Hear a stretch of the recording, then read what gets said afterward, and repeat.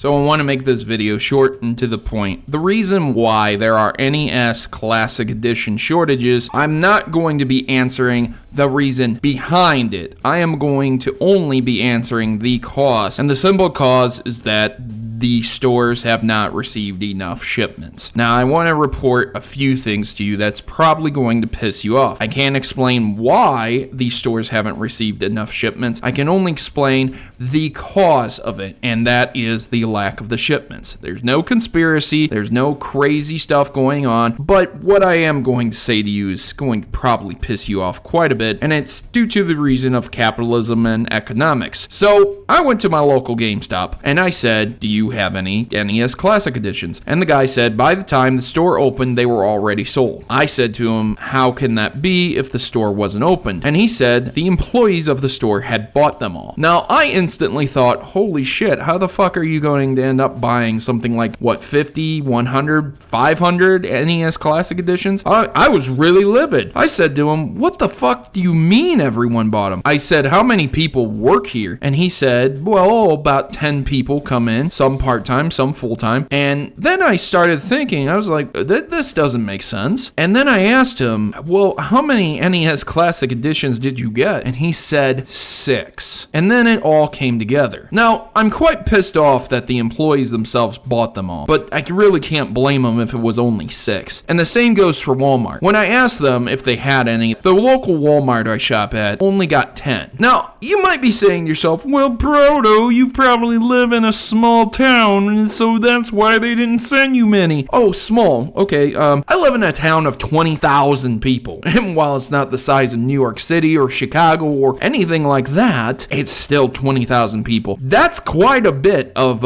individuals that live in my town alone. Now, if we just do a little bit of math here, what's 1% of 20,000? Well, that's definitely a lot more than 6. So Nintendo felt that not even 1% of my town, not even 0.001% of my town was going to buy an NES Classic, because I'm pretty sure 0.001% is something like 20 NES Classics. So not even that would have been the grand total that was sent to my town. 10 for Walmart, 6 for GameStop. No others. There was no other place in my town that got any. Even the local game store didn't get any. So, to say the least, it might piss you off to know that probably every single person that works in your local Walmart got a chance to buy the NES Classic and put it up on eBay, or those that work at GameStop probably already bought them and bought multiples of them. As the one employee did tell me, I mean, he did say they were all sold out before the store opened. You can't purchase stuff before the store opens, especially if you're shopping online, you're shopping at the warehouse, not at the local store, and on top of that, they weren't taking pre-orders, because I did try to pre-order it. So, grimy GameStop, grimy Walmart, and shitty shipping department from